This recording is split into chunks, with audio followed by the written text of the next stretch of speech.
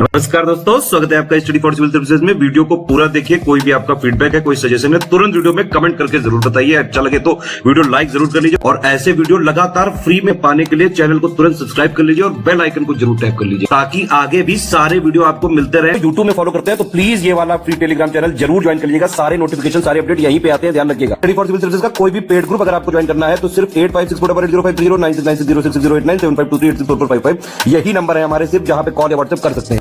Instagram पे हमारा page जरूर फॉलो कर लीजिएगा, स्टडी फॉर सिविल .सर्विसेज है। ट्विटर पे हमको जरूर फॉलो कर लीजिएगा, @study for civils है। सारे क्वेश्चन अटेम्प्ट करिए और स्कोर अपना तुरंत। दोस्तों नमस्कार, स्टडी फॉर सिविल सर्विसेज में आपका स्वागत है। उत्तराखंड पीसीएस एग्जामिनेशन के लिए हम पेड क्विज भी लगातार देख रहे हैं। हमारे कोर्सेज में एडमिशन अभी भी आप ले सकते हैं। नीचे देखिए डिस्क्रिप्शन बॉक्स में कॉन्टैक्ट डिटेल्स है, आप वहाँ पे कॉन्टैक्ट करिए। और इन पेड क्विज में भी अगर आपको एडमिशन लेना है, सिर्फ जो है क्योंकि बिना प्रैक्टिस के रियल में किए जो है इनका आप पूरी तरीके से लाभ नहीं ले सकते हैं। जब तक प्रैक्टिस करेंगे, है ना, जो क्वेश्चन गलत होगा आप उसके बारे में डायरेक्टली जा करके पढ़ेंगे तो वहाँ से आपको चीज़ें लॉन्ग टर्म में याद रहती हैं, ठीक है। और फिर भी हम यहाँ पे आपको जो है इसको वीडियो फॉर्मेट में भी प्रोवाइड कर रहे हैं। तो चलिए खैर इसको हम स्टार्ट करेंगे।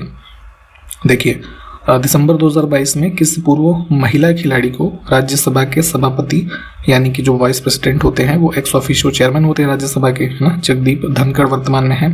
तो इन्होंने उच्च सदन यानी कि राज्यसभा में जो उपसभापति की समिति होती है ना, एक चेयरमैन का पैनल होता है ना, तो उसमें किसको नॉमिनेट किया है। तो इसमें 10 लोग होते हैं कुल, और मान लीजिए कि सभापति मौजूद नहीं है तो हाउस में प्रिसाइड करने में ये 10 लोग जो हैं, जो अवेलेबल हो इमीडिएटली, वो फिर हाउस को प्रिसाइड करता है, ठीक है। तो चेयरमैन होते हैं, फिर उनके बाद वाइस चेयरमैन होते हैं। तो वर्तमान में वाइस चेयरमैन है श्री हरिवंश, ठीक है। तो अगर ये दोनों भी नहीं है तो इस चेयरपर्सन के जो पैनल है इसमें से लोग जो है यहाँ पे प्रिसाइड करते हैं राज्यसभा में। तो उसी में अभी हाल ही में PT उषा जी को सम्मिलित किया गया है, ठीक। डी विकल्प को चुनेंगे।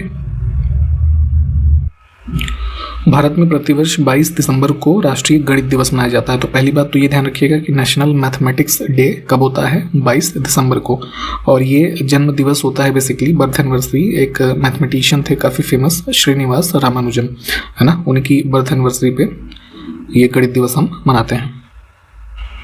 ये काफ़ी इंपॉर्टेंट न्यूज़ है। हाल ही में किस भारतीय ने कंबोडिया में तीसरे ASEAN Bharat grass root innovation forum, ये एक इवेंट है, ठीक है, आसियान जो कंट्रीज़ हैं और इंडिया के रिलेशन से संबंधित, तो 3rd एडिशन में ये ग्रास रूट इनोवेशन फोरम, है ना, ग्रास रूट लेवल यानी कि मोस्टली ग्रामीण एरिया से जो लोग संबंध रखते हैं और इनोवेशन की दिशा में कुछ उन्होंने ऐसा नया इनोवेशन किया है। तो उसी में एक इनोवेशन है modified walker with adjustable legs, है ना। जो लोग कभी देखते होंगे कि चल नहीं पाते हैं तो वॉकर एक आता है ना, उसकी सहायता से चलते हैं।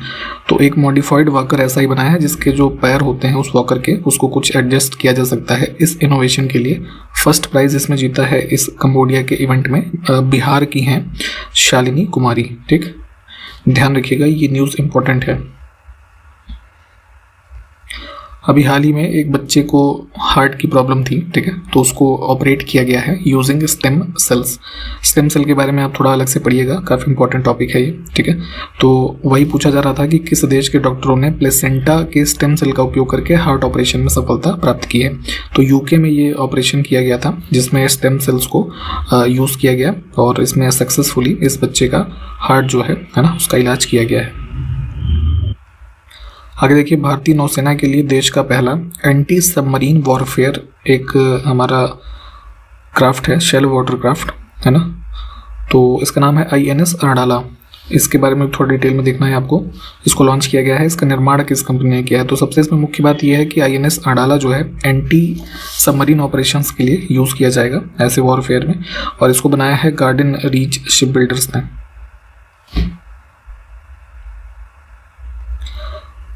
अगर देखिए 2022 के एकेडमिक उत्कृष्टता के लिए हाल ही में उपराष्ट्रपति जगदीप धनखड़ द्वारा भारत का पहला डॉक्टर राजेंद्र प्रसाद अवार्ड किसे प्रदान किया गया है। तो Indian institute of public administration new Delhi में है, वहाँ पे अभी रिसेंटली एक इवेंट ऑर्गेनाइज किया गया। तो उसी में एकेडमिक एक्सीलेंस के लिए पहला राजेंद्र प्रसाद जो हमारे पहले राष्ट्रपति हुए, उनके नाम पे ये अवार्ड दिया गया है एक कैटेगरी में। किस कैटेगरी में? Academic excellence. तो जगदीप धनखड़ जी ने दिया है, फॉर्मर एक प्रोफेसर हैं रमेश अरोरा इनको।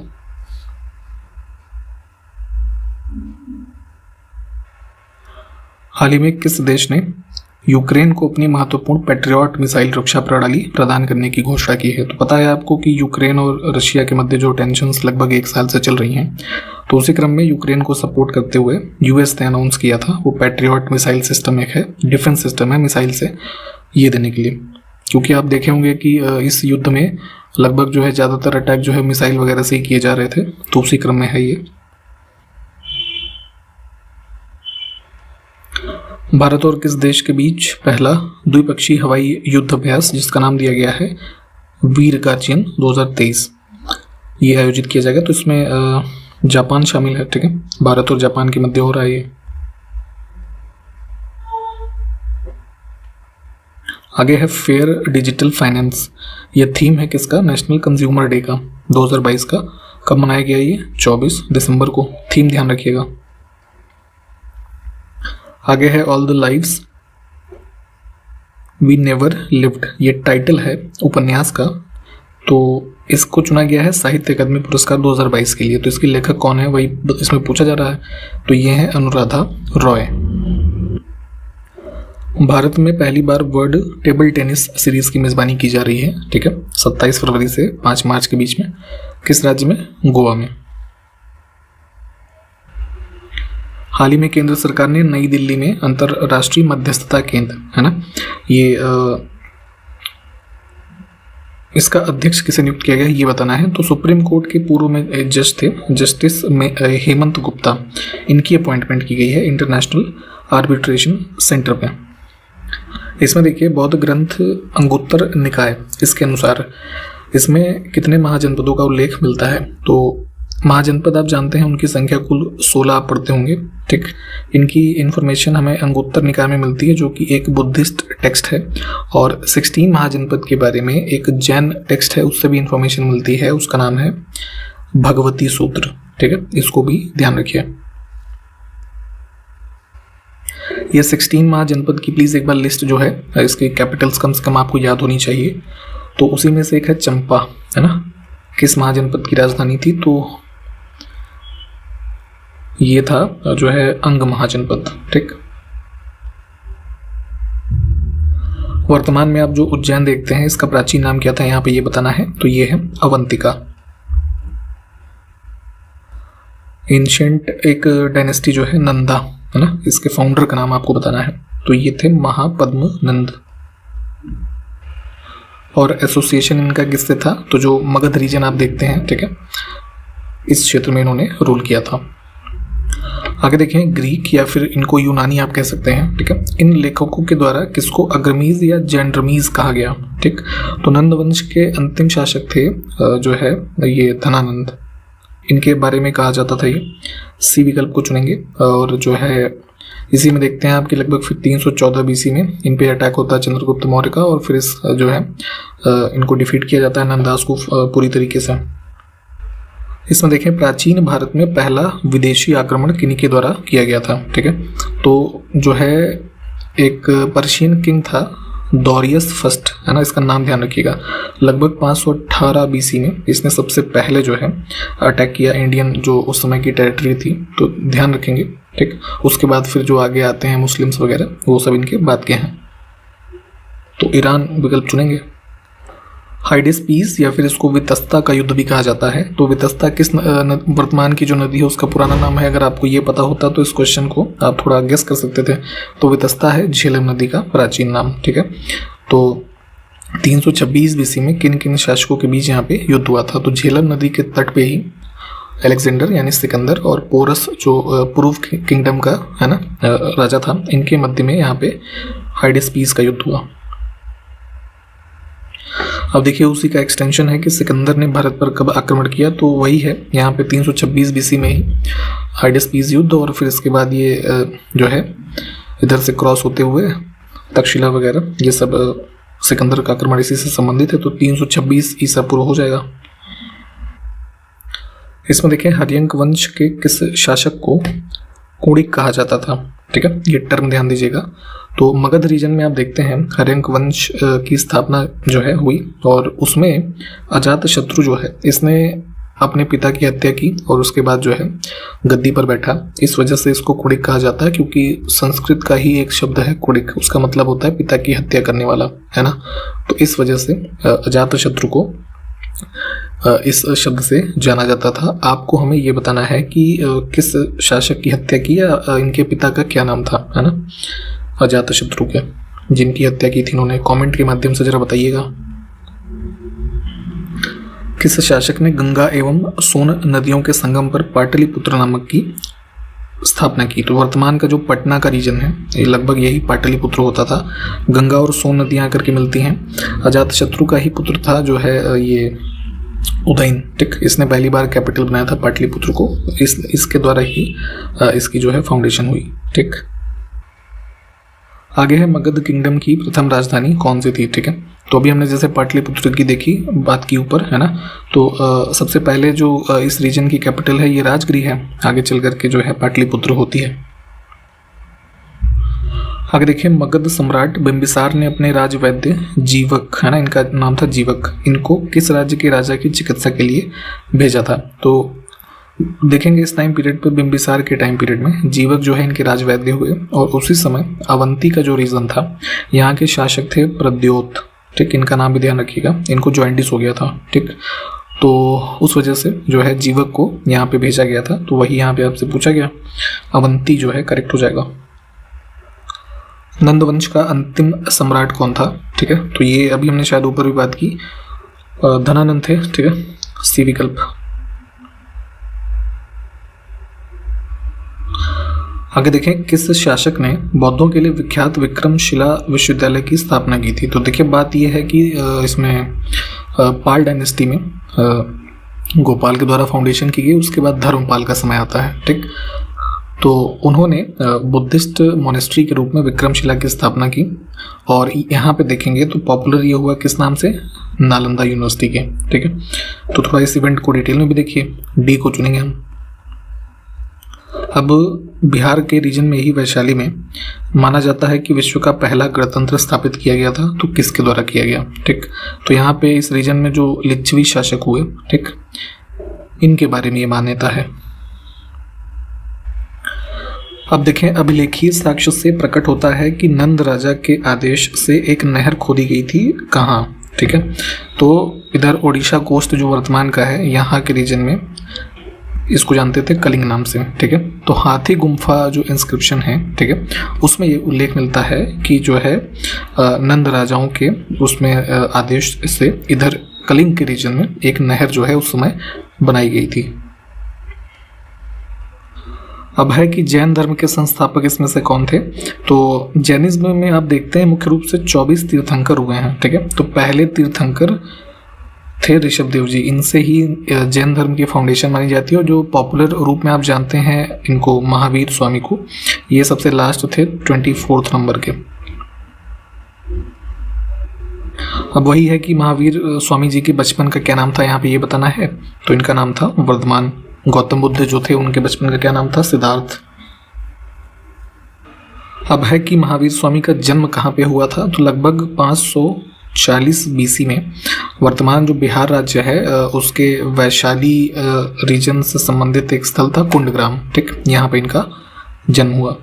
देखिए एक बात मैं आपको बता देता हूँ, जितने भी क्वेश्चंस यहाँ पे हम देखते हैं इस क्वेश्चन आंसर के फॉर्मेट में, तो चूंकि हमारे पास थोड़ी टाइम की जो है ना एक लिमिट होती है, तो हम बहुत ही ज़्यादा हर क्वेश्चन को एक्सप्लेन नहीं कर सकते, ठीक। तो जो भी सबसे ज़रूरी चीज़ होती है वो आपको इसमें बताई जाती है, ठीक है। आपकी रिस्पॉन्सिबिलिटी बनती है, अगर आप फ्री इनिशिएटिव में इसको फॉलो करते हैं, तो अगर आपको अपनी तैयारी एकदम बेहतर करनी तो प्लीज़ इन चीज़ों के बारे में आप अपने अकॉर्डिंगली अपने नोट्स में से इन चीज़ों को पढ़ा करें, ठीक है। अगर आप हमारे पेड इनिशिएटिव में हैं तो आपको पूरी इसके संबंधित नोट्स ऑलरेडी प्रोवाइड किए जा रहे होंगे, तो आप वहां से इस चीज़ को कवर करें, क्योंकि डिटेल में पढ़ना ज़रूरी है। ये पर्पज़ आपको इस वीडियो को देने का इतना है कि आपकी प्रैक्टिस जो है वो लगातार बनी रहे। और जो लोग पेड क्विज में है वो ऑलरेडी इसका बेनिफिट ले रहे होंगे कि उनको सारे क्वेश्चंस, और जब वो अटेम्प्ट करते हैं तो उनको उनकी तैयारी का लेवल जो है वो लगातार अच्छा होता दिख रहा होगा, ठीक। तो इन चीज़ों को प्लीज़ ध्यान में रखिए। और जैसे अभी हम जैसे ये जैनिज्म के बारे में देखिए, 2-3 क्वेश्चन से फैक्ट्स देख रहे हैं, ठीक है। तो आपको अब जैनिज्म को भी अपने उसमें डिटेल में पढ़ने की ज़रूरत है, ठीक। तो प्लीज़ इन चीज़ों को ध्यान में रखा करिए। आगे है अणुव्रत जो टर्म है ना, ये किस धर्म से संबंधित है? तो ये संबंधित है जैन धर्म से। जैनों के द्वारा एक कह लीजिए प्रतिज्ञा का रूप होता है अड़ू व्रत, है ना।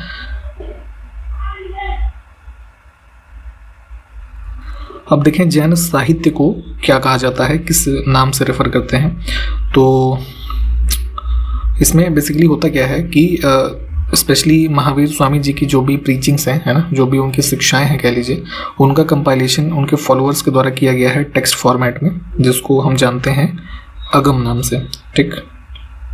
तो उसी को जैन लिटरेचर कह लीजिए। यहाँ पे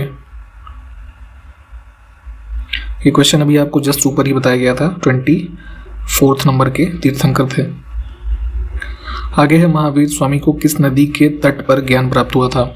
तो तपस्या के दौरान इनको लगभग 42 साल की उम्र में, ठीक है, इसमें बिहार में जो है ऋजुपालिका नदी थी उस समय, है ना। तो उसमें ऋजुपालिका नदी के तट पर साल वृक्ष के नीचे, है ना, साल एक पेड़ होता है, उसके नीचे इनको ज्ञान की प्राप्ति हुई थी।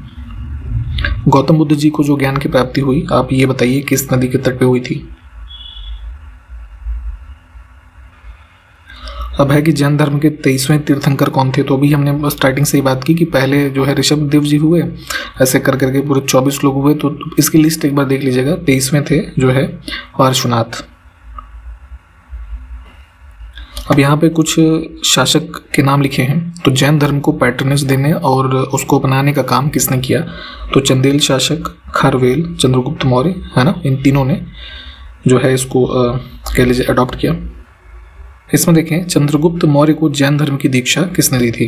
ठीक, तो अपने जीवन के कह लीजिए, है ना, लास्ट में आते आते चंद्रगुप्त मौर्य जैन मॉन्क बन गए थे। इन्होंने अपना सारा साम्राज्य कह लीजिए त्याग दिया। इनको दीक्षा देने वाले जो है दिगंबर सेक्ट जो जैन का है उससे संबंधित थे भद्रबाहु, ठीक, इन्होंने दीक्षित किया था।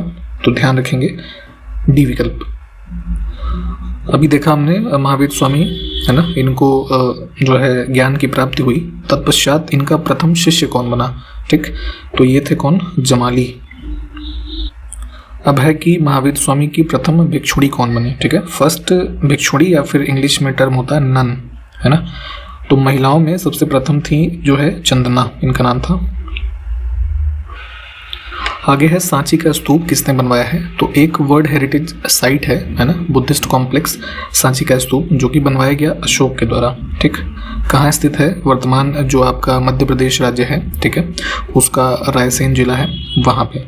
ठीक है, आगे है अशोक के शिलालेखों को पढ़ने वाला प्रथम अंग्रेज कौन था? ठीक है, अंग्रेज क्या, यूरोपियन कहिए। ठीक है, अशोका के टाइम पीरियड पे आप देखते हैं इनके कई सारे पिलर इंस्क्रिप्शन हैं, है ना, स्टोन इंस्क्रिप्शन है। ठीक, तो ये इसके निर्माण करवाए गए, जिसमें अलग अलग चीज़ों के बारे में, है ना, ब्राह्मी स्क्रिप्ट, है ना, खरोष्टी, इन सब में चीज़ों को मेंशन किया गया है।